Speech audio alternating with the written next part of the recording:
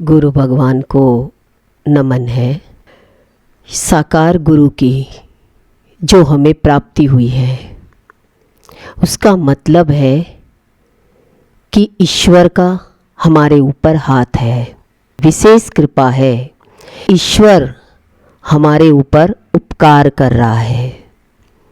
ये तो सच है कि भगवान है, धरती पे रूप सतगुरु का, उस विधाता की पहचान है, उस परमात्मा की पहचान है जो हमें साकार गुरु मिले।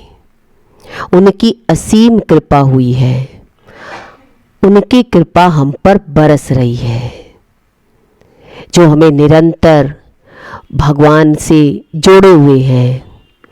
किसने हमें बताया कि परमात्मा की तरफ चलो, भगवान की तरफ चलो? इतने सारे मैंने शास्त्र भी पढ़े, स्वाध्याय भी किया, बहुत सारे गुरुओं के पास भी गई, पर जब मेरे गुरुदेव मुझे मिले तो ये मेरे खोजने से नहीं मिल सकते थे। सब लोग कहते हैं कि मैंने इतने पुण्य कर्म किए, मेरे पुण्य कर्मों से मुझे गुरु मिले। नहीं, ये तो असीम कृपा है उस परमात्मा की, जो साकार गुरु चैतन्य महाप्रभु चेतन रूप में मेरे सामने आकर खड़े हो गए। ये कृपा होती है परमपिता परमात्मा की। जन्मों जन्मों से हमारी प्रारब्ध चलती आ रही है, पर लोगों का भ्रम होता है कि हम इतने टाइम से भक्ति कर रहे थे, इतनी पूजा पाठ करी, इतने व्रत नियम करे। ये हमारा अहंकार होता है। अहंकार बोलता है कि मेरे करने से मुझे गुरु मिले हैं। नहीं, ये भगवान की ही असीम कृपा होती है। वो दिन बहुत शुभ था जब मुझे गुरु के वचन अमृत मिले, जो पहली बार मुझे गुरु का सत्संग मिला। वो शुभ लक्षण था। मेरे चाहने से नहीं हुआ, लेकिन जरूर ईश्वर मेरी उस खोज को, उस तड़फ को सतत ध्यान कर रहे थे। परमात्मा मेरे ऊपर निरंतर ध्यान लगाए हुए थे कि इनको योग लगाना है। किससे? भगवान से, गुरु के वचनों से। उसके परिणाम में उन्होंने सद्गुरु चेतना को मेरे पास भेज दिया। परिणाम क्या हुआ? सद्गुरु के रूप में उस चैतन्य शक्ति को मेरे पास भेज दिया, जिनके वचन सुनकर मेरा हृदय गदगद हो गया, प्रेम से भर गया। देखिए, शास्त्रों में अनेकों शब्द हैं, शब्दों में ताकत है, पर शब्द जड़ है। उन्हीं शब्दों को अगर प्रेम से बोला जाए, प्रेम भर दिया जाए, तो उसमें चेतना का संचार हो जाता है। जैसे एक भजन आप अपने आप गुनगुना रहे हो और एक समागम में ये भजन गाया जाए, तो उसमें चैतन्य शक्ति विराजमान हो जाती है। चैतन्य शक्ति होती क्या है? प्रेम का बह जाना, सबके अंदर में भाव का प्रकट हो जाना। जब सब भाव विभोर हो जाते हैं, तालियां बजनी शुरू हो जाती है, तो हृदय प्रेम से धधकने लग जाता है, उसमें अग्नि प्रकट हो जाती है। और जैसे ही वो क्रांति घटित होती है, तो प्रेम के भावों से वो भक्त भर जाता है। जैसे ही वो चैतन्य शक्ति हमारे हृदय में संचार करेगी, तो चारों तरफ प्रेम का वातावरण बन जाता है। ये गुरु की कृपा से हो सकता है, गुरु के समागम में जाने से होता है। जब बड़ा समागम होता है, तभी ये चैतन्य शक्ति चारों तरफ फैल जाती है और इसका ओरा बन जाता है। तो ये परम पिता परमात्मा की कृपा से हम इस समागम में पहुंच सकते हैं। नहीं तो हर कोई व्यक्ति तो रोज भगवान की भक्ति करता है, ज्ञान भी सुनता है, गुरु के वचनों को घर में बैठ करके वीडियो में सुनता है, पर क्या वहाँ बैठ करके वो प्रेम, वो भाव पैदा होता है जो समागम में होता है? साकार गुरु के सामने जब हम बैठते हैं, उनके अमृत वचनों को सुनते हैं, जब हमारे हृदय में अमृत पहुंचता है, भाव विभोर हो जाते हैं, तो प्रेम चैतन्य दिखाई देता है। प्रेम कैसा दिखाई देता है? जड़ नहीं, चेतन दिखाई देता है। सबसे पहले तो प्रत्यक्ष गुरु प्राप्ति का माने परम उपकार। साकार गुरु जब हमारे सामने आते हैं, हमें मिलते हैं, उनका परम उपकार, परम पुण्य का योग होता है। जब गुरु पहली बार सामने आते हैं और आप प्रेम से भाव विभोर हो जाते हैं, तो समझ लो कि आपका योग लग गया। किससे? उस चैतन्य शक्ति से। नहीं तो दुनिया में तो सबसे प्रेम किया, पर उस प्रेम में और संसारिक जड़ता के प्रेम में कितना फर्क था। हम हमेशा एक ही बात कहते थे, हमने बहुत पुण्य किए होंगे तभी तो हमें गुरु मिले हैं। सब लोग सत्संग में भी एक ही बात बोलते हैं कि हम पहले से इतनी भक्ति करते आए हैं, इतना हमारा भगवान से प्रेम हुआ है, ये हमारे पुण्य कर्म इकट्ठे हुए हैं जो हमारा गुरु से योग लगा है, गुरु से प्रेम हुआ है। हम कितनी भी पूजा पाठ कर ले, हमारे पुण्यों में इतनी ताकत नहीं है कि हमारे पुण्य तो हमारे पेट का दर्द भी ठीक कर दे, हमारे कमर का दर्द भी ठीक कर दे। इंसान कितनी बड़ी बड़ी बात करता है, घमंड की बात करता है, ये घमंड ही होता है। इंसान बस सोचता है कि मेरे को रामायण कंठस्थ हो गई, भागवत कंठस्थ हो गई। जब तक आपके अंदर में शब्द से भाव प्रकट नहीं हुए, तब तक आप जड़ता में ही है, तब तक ये सारे पुण्य हमारे जड़ ही है।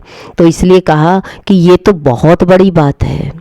इंसान क्या सोचता है? ये मेरी बड़ी बात है कि मैंने इतने पुण्य कर्म करे और मेरा योग गुरु से लगा। लेकिन प्रत्यक्ष गुरु, साकार गुरु हमेशा सत्य में लीन रहते हैं।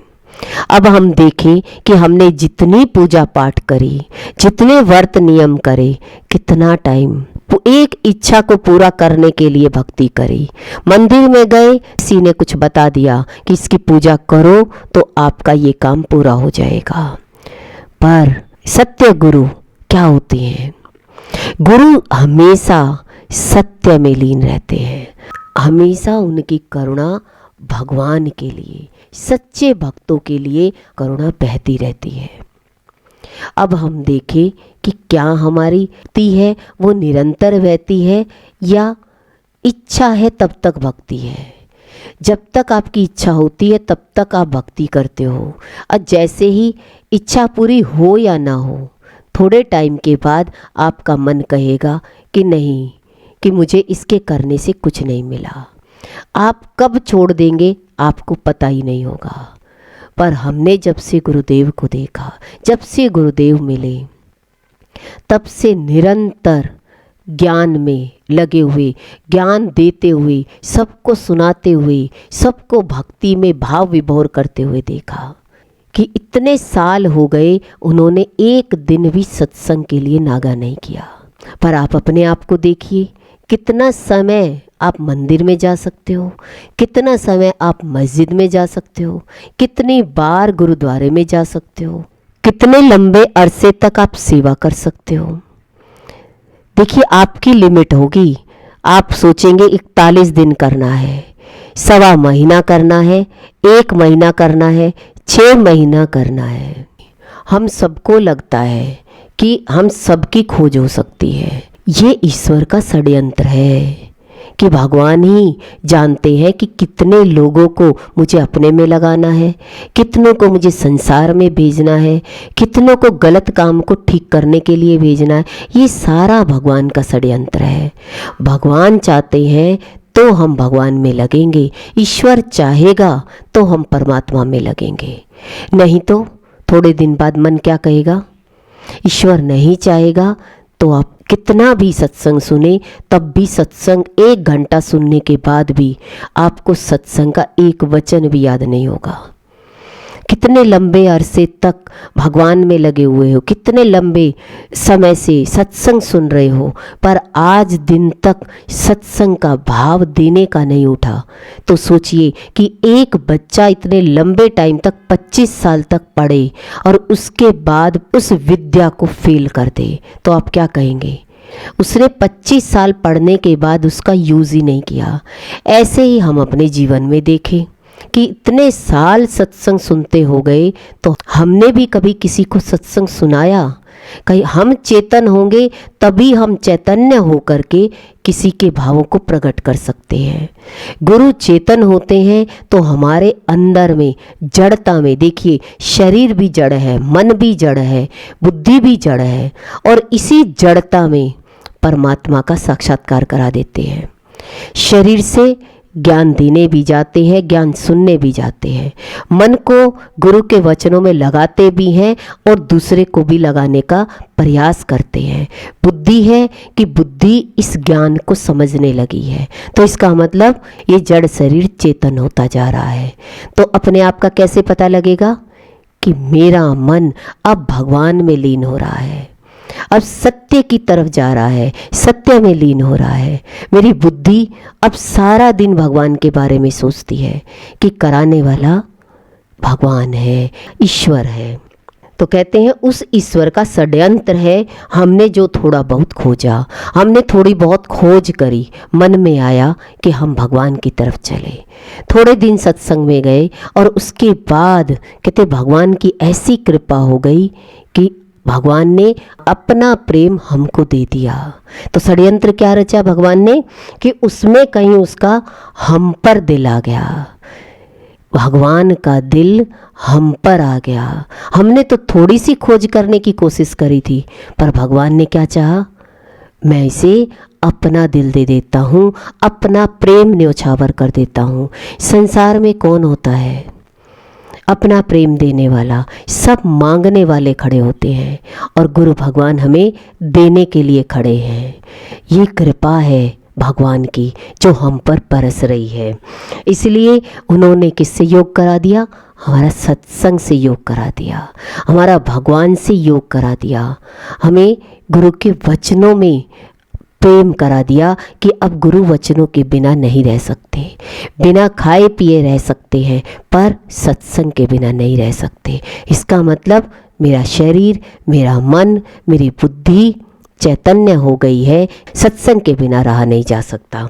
हमारी अपनी उपलब्धियों पर गुरु को उपलब्ध कराना होता तो कोई क्वेश्चन ही नहीं था। गुरु अपने आप से देखिए कैसे हमारे ऊपर प्रेम न्योछावर करता है, और जैसे ही हम चैतन्य स्वरूप में आते हैं तो उनका प्रेम और हमारा प्रेम एक हो जाता है। वायर को देखिए, आपको दूसरी वायर में लाइट लानी है, बल्ब जलाना है, तो आप क्या करेंगे? उसके अंदर की वायर निकाल करके उस वायर से जोड़ देंगे, तो क्या होगा? चेतन होकर के वो बल्ब भी जल जाएगा। ऐसे ही जब हमारा गुरु भगवान से प्रेम होता है, चैतन्य से प्रेम होता है, तो ऑटोमेटिक हम शरीर से चेतन हो जाते हैं, मन से चेतन हो जाते हैं, और बुद्धि भी हमें परमात्मा की तरफ ले जाने लग जाती है। अब जब भी हम कोई बात करेंगे तो हमारी कौन सी बात होगी? अरे सत्संग में चलो, गुरु का ज्ञान सुनो, गुरु के अमृत वचन सुनो। कहते ये जहरीली दुनिया है, ये जहर ही उगलेगी, आप कब तक इस जहर का अनुभव करते रहेंगे? मीराबाई के सामने अगर जहर आ गया तो वो भी अमृत बन गया। वो इतना नाची कि सारा जहर पैरों के द्वारा निकल गया। जब गुरु भगवान साकार रूप में हमारे सामने आते हैं तो उनसे जब हमारी लिव लग जाती है, तो जैसे ही उनका ज्ञान चलता है तो डायरेक्ट कनेक्शन मिल जाता है और हमारा योग गुरु के वचनों में लग जाता है। फिर मन, बुद्धि और शरीर जड़ होके एक तरफ हो जाते हैं और चेतन से हमारा कनेक्शन मिल जाता है। तो हम सत्संग में क्यों आते हैं? उस चैतन्य शक्ति को उस चेतन शक्ति से मिला देना होता है। ये ईश्वर का कोई योगदान है, ये उस परमपिता परमात्मा का योगदान है। हमारे पुण्यों से कुछ नहीं हो सकता। छोटे मोटे पुण्य करते हैं, उससे हम क्या सोचते हैं? हमारा भगवान का चैतन्य का कनेक्शन लग सकता है कि नहीं। जड़ से जड़ की पूजा करोगे तो चेतन कैसे होगे? चेतन के सामने खड़े होंगे तभी आपका कनेक्शन मिल सकता है। उस वायर में करंट होगा तो दूसरी वायर जड़ है, तो उस चेतन से मिला दोगे तो लाइट जल जाएगी। इसीलिए साकार गुरु की महत्ता है। गुरु की प्राप्ति का मिलना सबसे पहले मानना उस ईश्वर का योगदान है। हम डायरेक्ट जाकर कभी नहीं मिल सकते थे, उस परमात्मा की हम पर असीम कृपा हुई है। हमारे पुण्य पर हमारा कितना भी घमंड है वो पहले कम करना होगा। बड़ी बड़ी व्यक्ति बात करता है कि मैंने सब शास्त्र पढ़ रखे हैं, पर गुरु क्या कहते हैं? कितने भी शास्त्र पढ़ रखे हो, कितने भी ग्रंथ पढ़ रखे हो, सारे ग्रंथ सारे शास्त्र आपके अंदर में विराजमान है, पर चाबी किसके हाथ में है? गुरु के हाथ में है। ताला तो गुरु भगवान से खुलेगा, चाबी गुरु के पास है। तो व्यक्ति अपने आप से इतनी मेहनत करता है कि मैं सब कुछ कंठस्थ कर लूँगा, शास्त्रों के साथ मेहनत करूँगा। देखिए शास्त्रों के वो शब्द ही रह जाएंगे। क्यों? क्योंकि उनमें भाव डालने वाला तो गुरु है। इसीलिए कभी भी व्यक्ति को घमंड की बात नहीं करनी चाहिए कि मैंने बहुत पुण्य किए हैं तभी जाकर मुझे गुरु मिले हैं। नहीं, भगवान की असीम कृपा हुई है, परमात्मा का पीछे से हाथ है। कहते परमात्मा की अप्रोच है, तभी गुरु दरवाजे पर आते हैं, अपने अमृत वचनों से हमें नहलाते हैं। गुरु का मिलना हमारे कर्म का, लाओ उस ईश्वर को बीच में। लोग क्या कहते हैं? हमने भगवान के लिए इतने कर्म किए हैं, कहते हैं उस परमात्मा को बीच में ले आओ। व्यक्ति क्या कहता है? कहते क्या जरूरत है अपने कर्मों से कुछ खरीदने की, जब कोई हमें गिफ्ट कर ही रहा है। और गुरु हमें क्या कर रहे हैं? उन शास्त्रों का जो अमृत वचन है हमें डायरेक्ट पिला रहे हैं। हमें क्या ज़रूरत है उनको पढ़ने की? बस गुरु के वचनों को ग्रहण करते जाएं, पीते जाएं। कहते फिर आपको उन कर्मों पर ध्यान नहीं देना पड़ेगा कि मैं इतना करूँगा तो ही मुझे मिलेगा। परमात्मा सामने गिफ्ट लेकर बैठा है, वो दे रहा है। तुम कैसे भगवान हो? तुम कैसे जानोगे अपने आप को? तुम कैसे चैतन्य हो? ये सब ज्ञान देने के लिए गुरु भगवान साकार रूप में आकर के सत्संग के द्वारा हमें ज्ञान देते हैं। अपने पैसे लगाने की क्या ज़रूरत है जब कोई हमें गिफ्ट कर रहा है? कोई व्यक्ति आपको कोई गिफ्ट दे रहा है और आप कहें मुझे तो वो चीज़ लानी है, और परमात्मा आपको साक्षात आपके दरवाजे पर आकर के सत्संग भी दे रहा है। सद्गुरु के अमृत वचन दरवाजे पर आकर मिल रहे हैं। और हमें क्या चाहिए? फिर हमें सोचने की क्या ज़रूरत है? फिर हम क्यों सोचे हमें भगवान के लिए ये करना पड़ेगा? गुरु कहते हैं कि तुम्हें भगवान के लिए क्या करना पड़ेगा? खाली बस गुरु प्रेम, सद्गुरु से प्रेम, गुरु के वचनों से प्रेम, उसमें अपना एकात्म भाव कर देना, एक हो जाना, उससे अपना योग लगा लेना। जिसने मान लिया गुरु का अपने जीवन में होना, हमारे पुण्य का उदय नहीं है, किसी का प्रेम भरा उपकार है। क्या है? हमारे ऊपर उस ईश्वर का। ईश्वर ने ही कृपा की है जो हमारे घर तक, इस दिल तक, उस चैतन्य शक्ति को उस दरवाजे पर भेजा, हमारे दिल तक भेजा। अगर आत्मार्थी जीव सहज भाव से ये समझता है कि शास्त्रों से स्वयं के अनुभव का मार्ग नहीं पाया जा सकता, क्योंकि शास्त्रों में मात्र शब्दों का संग्रह है। देखिए गुरु कहते हैं कि जो आत्मार्थी जीव होता है वो सहज भाव से क्या सोचता है, क्या समझता है?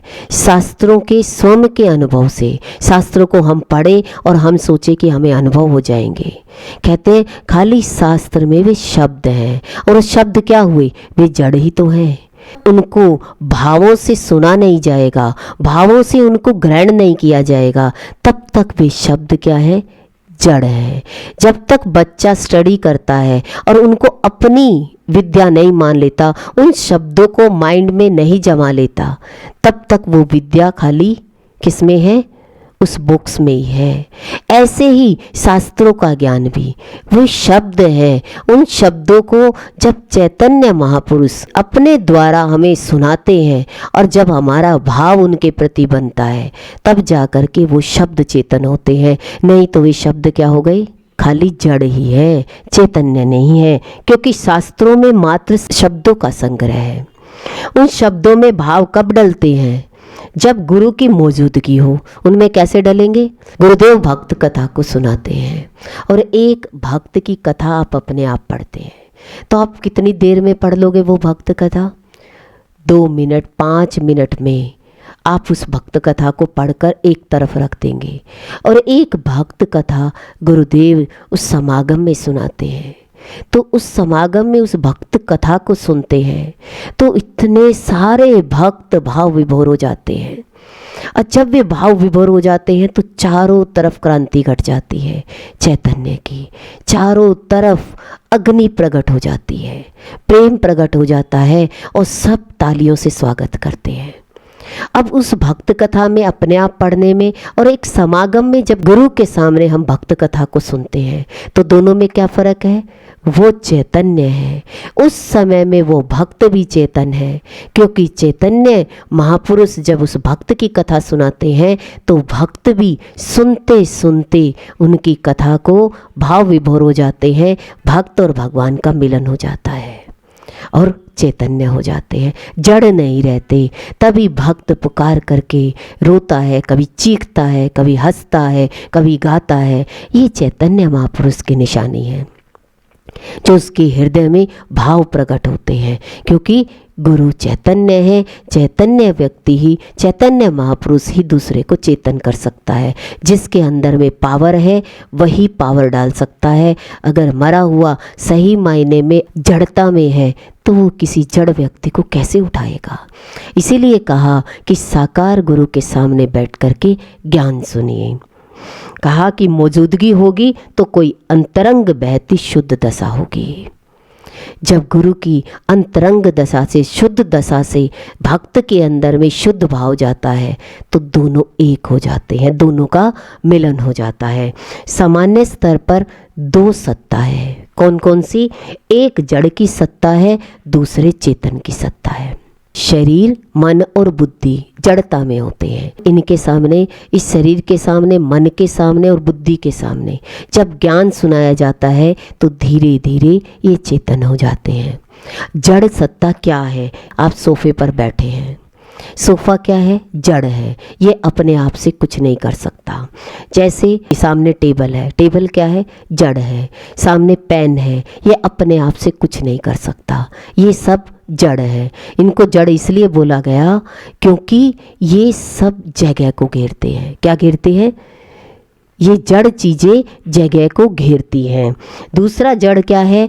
हमारी जो 5 इंद्रियां हैं, शब्द, स्पर्श, रूप, रस, गंध, ये 5 जड़ हैं। जड़ता से कैसे हैं? ये जड़ मानी गई है क्योंकि इनसे परमात्मा का साक्षात्कार नहीं हो सकता। चेतन कौन है? देखिए, अब जड़ता में बताया कि जड़ चीज़ें आपकी जगह को रोक लेगी, स्पेस नहीं देगी, वो सारे स्पेस को भर देगी। और चेतन क्या है? जो जगह नहीं रोकता, 5 इंद्रियों से पहचाना नहीं जा सकता। चेतन देखिए, ना देखे जा सकते, ना सुने जा सकते हैं, ना खाए जा सकते, ना चखे जा सकता है। चैतन्य में ऐसे कौन है? हमारे विचार हैं। अब माइंड में विचार चले गए, बहुत सारे विचार हैं। वही विचार शब्द जो बाहर थे और वही विचार आपके दिमाग में चलने लगे। अब दिमाग में वो स्पेस नहीं ले रहे। फीलिंग्स है, आपकी इमोशंस है, ओपिनियंस है, बिलीव है, विल पावर है, ये चैतन्य सत्ता है। ये आपकी जगह नहीं ले रहे, ये अंदर है, अंदर दिखाई देते हैं पर आपकी जगह घेर रहे हैं। इसको क्या कहते हैं? चैतन्य सत्ता। जड़ सत्ता शब्द जो है जगह घेरे हुए हैं। अब यही शब्द हैं, जड़ है। इन शब्दों से हमारे अंदर में विचार बनते हैं, भावनाएं बनती हैं, इमोशंस जगती हैं। कहते ये आपके स्थान को घेरेंगी नहीं। ऐसा नहीं लगेगा कि आपके अच्छे विचार आ रहे हैं तो बुरे विचारों ने आपके अच्छे विचारों को रोक लिया। अब हमारे विचारों को पता है कि चैतन्य सत्ता क्या हो गई, अब अंदर अंदर घूम रही है। तो ये क्या है? करंट से घूम रही है। तो ये सब विचार, सारी भावनाएं, ये चैतन्य सत्ता पर आधारित है। इन शब्दों के आसपास का चिंतन, मनन, विचार जो चल रहा है, एक प्योर बिलीव चल रहा है। प्योर मतलब प्योर ज्ञान, पूरा विश्वास, पवित्रता का विश्वास हमारे मन में, विचारों में, चिंतन मनन में सब प्योरिटी है। तो कहते हैं अपना प्योर ओपिनियन क्या होता है। आपके अंदर में पवित्रता आ गई तो आप क्या सोचेंगे, मैं कौन हूँ, मैं शरीर जड़ तो हूँ नहीं, फिर अंदर से जो विचार चल रहे हैं ये चेतन है। तो इसमें प्योरिटी क्या है, तो आपके अंदर में विचार उठेगा कि मैं कौन हूँ, मैं कहाँ से आया हूँ और मुझे कहाँ जाना है। ये क्या है, चैतन्य सत्ता के विचार। नहीं तो जड़ शरीर जड़ चीज़ों को ही देखने में, जड़ चीज़ों को खरीदने में लगा रहता है। खाना पीना भोगना तिनका पशु समान। तो कहते हैं ये सब सारी दुनिया खाली एक जड़ता में भाग रही है। पर चैतन्य महापुरुष क्या करता है, पवित्र ज्ञान को प्राप्त करके अपने अंदर में इस भाव को प्रकट करता है, इस विचार को प्रकट करता है कि मैं कौन हूँ, मैं कहाँ से आया हूँ और मुझे कहाँ जाना है, मेरा स्वरूप क्या है। अंदर में जो ये विचार चल रहे हैं तो किसके द्वारा चल रहे हैं, तो फिर ये शरीर मन बुद्धि अपने आप चैतन्य होकर के अपनी तरफ बढ़ने लग जाएगा। तो चेतन कैसे हुए, अब आपका सारा ध्यान किस पर है, भगवत सत्ता पर, परमात्मा की सत्ता पर, उस ईश्वर पर जो ईश्वर हमें अपने आप के बारे में जनाना चाहता है। ऐसा व्यक्ति चैतन्य को सत्या के सबसे निकट होता है। जो व्यक्ति इस प्रकार से सोचता है, ये विचार पैदा हो गए हैं कि मैं कौन हूँ, जानने का इच्छुक हो गया, जिज्ञासा हो गई कि ज्ञान विज्ञान सहित ये विज्ञान जड़ है और इस विज्ञान को मुझे जानना है। इस तरीके से जो व्यक्ति सोचने लग जाता है तो समझ लो वो चेतन के नज़दीक आ गया। अब आप अपने आप को चेक करते जाओ कि मेरी चैतन्य शक्ति बढ़ रही है, अनुभव कर रहे हो कि मैं कौन हूँ। खाली मैं शास्त्र पढ़ लूँगी, शब्द क्या है, जड़ है। उस जड़ में भाव डाल दो। समागम में जब भाव डलते हैं तो देखिए सब तालियां बजाते हैं, सब खुशियों से भर जाते हैं। ऐसे भाव आते हैं, वहाँ क्या है। एक घर में आप उस शास्त्र को पढ़ रहे थे और एक आप समागम में जा करके गुरु के वचनों को अपने अंदर में सुन करके भाव विभोर हो रहे हो, तो इसका मतलब आपका चैतन्य से कनेक्शन हो गया है, आपकी भी चैतन्य शक्ति जागृत हो गई है।